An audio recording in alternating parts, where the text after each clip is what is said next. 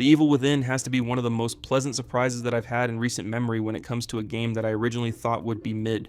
The game had a linear story with a clear and concise antagonist that wrapped up neatly while also giving us a hint at the future of the story with the DLC add-ons featuring Kidman. So what does Tango Gameworks do after all that? They go in the complete opposite direction with a semi-open world, a story featuring multiple antagonists while wrapping up neatly but not giving us a hint of what the future of the story is, because Microsoft hates its player base. And despite all these changes, I love The Evil Within 2 more than the first game in just about every way. I know this is a hot take because most of the fan base is divided on which game they like more for the various reasons I've already listed, but this game is peak. I also find it scarier and more stressful than the first game with a great atmosphere and fantastic creature design. So this isn't just a review for The Evil Within 2, this is a review and a cry for a return to this franchise that I know we will never get because Microsoft is too focused on making a refrigerator in Xbox. But before we get to that cry for help, allow me to thank you for reaching over 700 subscribers on YouTube. This happened way faster than I expected, but I appreciate each and every one of you that hit that subscribe button, so I guess it's time to set a new goal for 1,000 subscribers. Thank you so much, and a reminder that you can join the Discord with the link in the description below. And with that out of the way, let's dive into this. We follow Sebastian Castellanos, our protagonist from the first game and dude with no wife and no kid and definitely no bitches. We find him struggling to grasp what happened in the first game, and to be honest, I'm right there with him. There is no way that I am mentally recovering from that nightmare of the first game. Ruvik would be haunting my dreams on a nightly basis.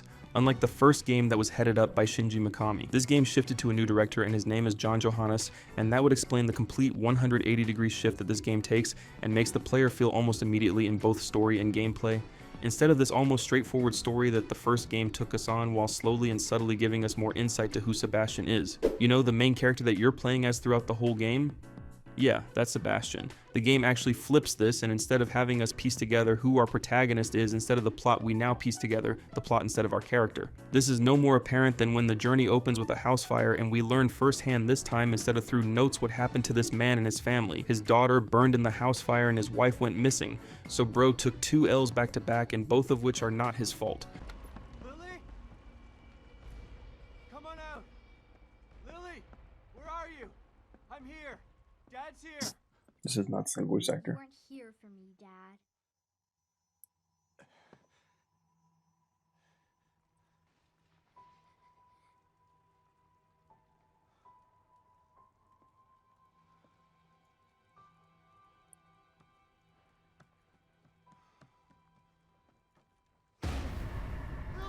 We're cooked, literally.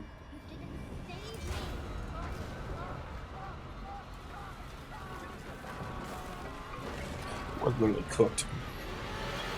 While he is thinking about the tragedy that has befallen him, he is rudely interrupted by a familiar face in Detective Kidman. She informs our boy that his daughter is actually alive and not charred like we originally thought, and she instead is now chosen for a new STEM project as the primary subject. Like a good dad, Sebastian without hesitation decides to once again dive back into STEM and to locate his daughter and free her from this hellish nightmare. This story goes places and is more enjoyable overall than the first one. If the first one was good, then the second one blows that one out of the water and beats its ass with a hammer and says, "Shut the fuck up! Know your fucking place, trash!" Instead of the first game taking place at Beacon Mental Hospital. This game takes place in the small town of Union, a place blanketed in darkness and never seeing the light of day. It's filled with plenty of nooks and crannies to shimmy through and discover lots of neat loot. The town of Union also changes throughout the playthrough of the game and takes you through some fantastically creepy set pieces. The story goes places and does a much better job than the first at hooking you and keeping you locked in on what is happening. Every location that the game has you traverse is dripping in atmosphere and treats the player to an aesthetic that it stays committed to throughout the entirety of its runtime. Seriously, this shit is gas. Can I just take a moment to gush about the art design that is on display here? And that is thanks to a certain Akumi Nakamura and her creature design. I don't want to spoil some of these bosses, but I am going to bring up 2 of them. One, since it's within the first hour of the game, and the other because I really love every encounter with it. The Guardian and Anima. Huh? Wait a minute! Oh, Jesus Lord. That is absolutely disgusting. I believe that the Guardian is your first boss encounter because of how creative and gross she looks and how she ties in with one of the main villains in the game and his sick obsession with murdering women for his quote-unquote art.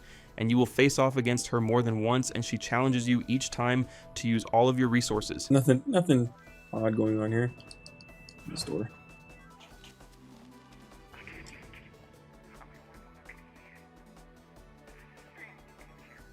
Oh god.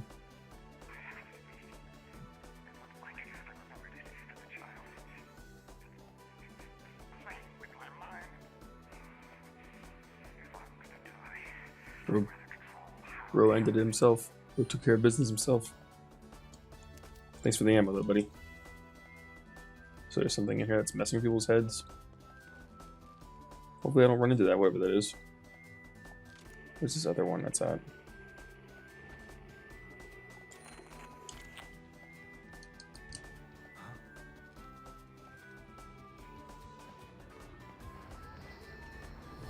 Oh. Anima, on the other hand, is my favorite because you can't engage her, you just have to play cat and mouse throughout different environments, and each time I encountered her, I would get so damn hyped and freaked out because I knew I was about to experience peak. She just walked through walls. That's so sick, dude. That's so cool. What the hell is that thing?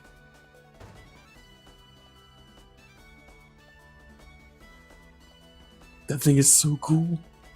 The creature design is on top in this game, and that extends to the regular enemies as well. Instead of killing the Haunted from the first game, we are now killing the Lost, which may as well still be called the Haunted, because when it comes to gameplay, there isn't much that's changed when engaging with them. They still shamble around and experience random ass crash outs, but also clumsily rush towards you when you're spotted, but this time you have more at your disposal when taking these guys out. Following that, there are more variants of this enemy type, and my first encounter with one of said variants was Freaky. Oh shit. Hello, ma'am. So right now I'm like gold something. But oh, she's not playing this game, huh? Oh, I missed both my shots. Fantastic.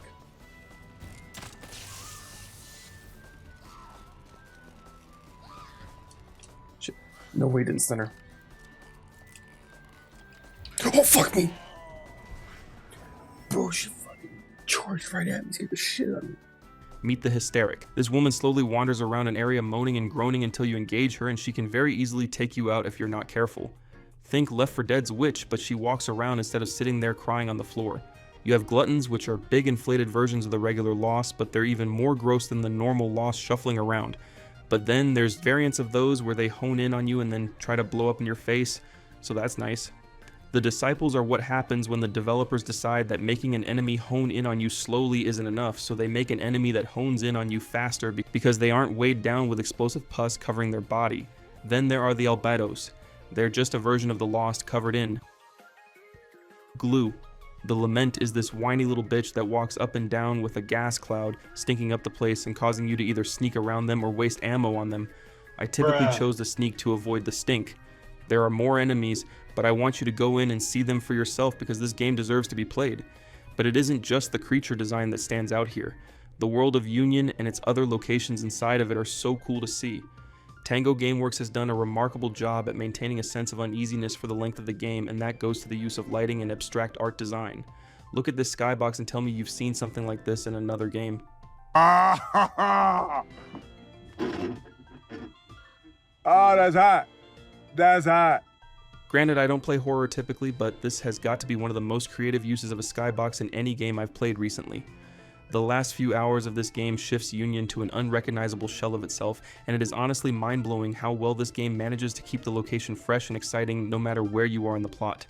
I've glazed the art and world enough, so it's time to move on to glazing a different part of this game now. In the first game, the player was pretty much set on a linear path that had you fighting the many enemies that wandered said linear path. There was opportunity for stealth, however it was very shoddy because of how easily detected you could be. In this game, stealth is almost encouraged to be utilized. You can now not only sneak up and backstab a target, but you can use cover and perform takedowns while remaining hidden behind a corner. Granted, you need to upgrade the stealth branch in order to unlock that ability, but there's also a detection meter that is on by default and not hidden away in a setting within the menus. You can do the obvious thing and throw items to get the attention of the dumbass corpses that patrol the area and then sneak kill them that way, but when all else fails, you can resort to your trusty firearms. We're talking the semi-auto handgun, the laser-sighted handgun, silenced handgun, the sniper rifle, the burst handgun, there's a lot of handguns, the revolver, the magnum, the sawed-off shotgun, the full-barreled shotgun, the assault rifle, the double-barreled shotgun, there's a lot of shotguns, the flamethrower, and the Warden crossbow. The best part about this game's weapons is that most of these shits ain't free. You will often find a piece of information that guides you to parts to complete the weapon blueprint, like for the sniper rifle and the flamethrower. I don't know how the flamethrower works, because I never got it. And speaking of the Warden crossbow, you can still craft different bolts, but instead of using trap parts, you use various materials that you can find out in the world to make ammo for it. And speaking of the world, yeah, it's now open. And in this open world, you can take on various side missions given to you by characters you meet out when rummaging the streets.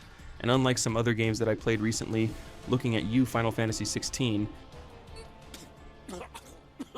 you actually want to complete these because their stories are interesting and they reward you with something you can use to your advantage.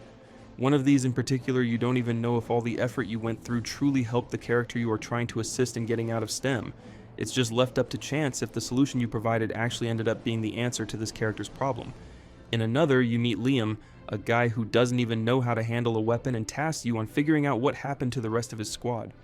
It didn't end well for them, as you can probably guess. While we are on the subject of characters in the game, we may as well talk about the villains of the story. Here's a spoiler warning because I will briefly cover each villain. Meet Stefano, the first villain you find while advancing through the plot. He's an absolute menace to society and gets pleasure from killing each and every person that he crosses paths with. Upon finding out that he is the villain, you think to yourself, damn, there ain't no way this man's gonna be the villain all the way through the campaign, right? And you're right. Bro gets got a little over halfway through the game, and then he's replaced with another villain named Theodore and his goons, until you take him down, and then he's replaced by another villain that you have to take down. I won't spoil who that is, but the twist came out of nowhere, and truthfully, I would have preferred that the final villain just be the main antagonist throughout the entirety of the game. Don't get me wrong, I understand why they have the other two characters in the game, because it's supposed to show that these people are here voluntarily for the one thing that is going to give them the power to live out their fantasies to the fullest. But I think that having the final big bad be the one that has the most tied to Sebastian puts more weight on the story's shoulders and would definitely motivate me to see the game to its conclusion. I think this is just a result of, since everything else needed to be bigger and badder, they had to make 3 bigger and badder main villains, but in retrospect, only one was genuinely needed. But at least the open world being bigger is a definitive improvement. You can explore various avenues and alleys and take down creepy thing after creepy thing without having to worry about a level checkpoint. That's not entirely true. There are certain areas that act like a linear level, but there are open zones that give you the leisure to explore at your own pace. You could simply go to the next main location, or you could go off the beaten path and see something that you would otherwise miss if you chose to ignore it. It's a nice way to break up the pacing. When you do eventually go to the main mission while you travel from the open area methodically, massacring the lost like you're picking daisies, and then end up in an enclosed space where you are now the daisy and hoping whatever horror you're going up against doesn't take your head off. When you aren't trapped in a coffin of horror or exploring at your own pace, you are in a safe house where you can resupply, save your game, refill your health, or most importantly, if you travel through a mirror found in each safe house, you can teleport to what's called Sebastian's room. Within this area that you can visit for upgrades, you can play a couple of shooting minigames that grant rewards such as ammo or jelly. And let me tell you, I got more into this minigame than I should have. But going back to the upgrades, you can purchase these by talking to your best friend from the first game, Tatiana. Yes, Nurse Tatiana returns, and she's brought along her super comfortable massage chair for Sebastian to upgrade his stats and abilities using, you guessed it, brain jelly. You still scoop up the jelly from defeated enemies and get that satisfying little squelch sound when scraping it into the jar. Then you use it to raise your maximum health or stamina, or unlock entirely new moves like the previously mentioned cover takedown. Red jelly makes its debut and is used to open up pathways to new abilities that you can't purchase otherwise. You're probably wondering where the weapon upgrades come into play. There are now crafting parts that Sebastian can collect which allow you to improve all your weapons. And similar to Red Jelly, there are high-grade crafting parts that will allow you access whole new upgrades on your weapons. The workbenches that allow this are also found in safe houses scattered around the map and inside Sebastian's room. Gameplay is not frustrating at any point, and that may have something to do with the fact that I played this on normal difficulty, but I still died a few times, and I told myself going into this game that I wanted to just have fun and feel uneasy playing it, and the game gave me that in spades. In fact, this whole game gives off that uneasy vibe while playing it, like you're never truly safe. Even when inside a safe house, you are actually free from any harm coming to you, but the game does such a good job at the atmosphere that I felt like something could come in at any moment and disturb my brief moment of peace, and that's one of the best things that I can say about The Evil Within 2. John Johannes and Tango Gameworks have created a horror game that has infiltrated my memory and will not leave anytime soon. The world, the gameplay, the side content, the creatures, the art, the personal story of Sebastian just trying to be dad of the century. All of it is stellar. Hopefully Microsoft doesn't close you down, because that would be a shame if we don't get The Evil Within 3 at some point in the future.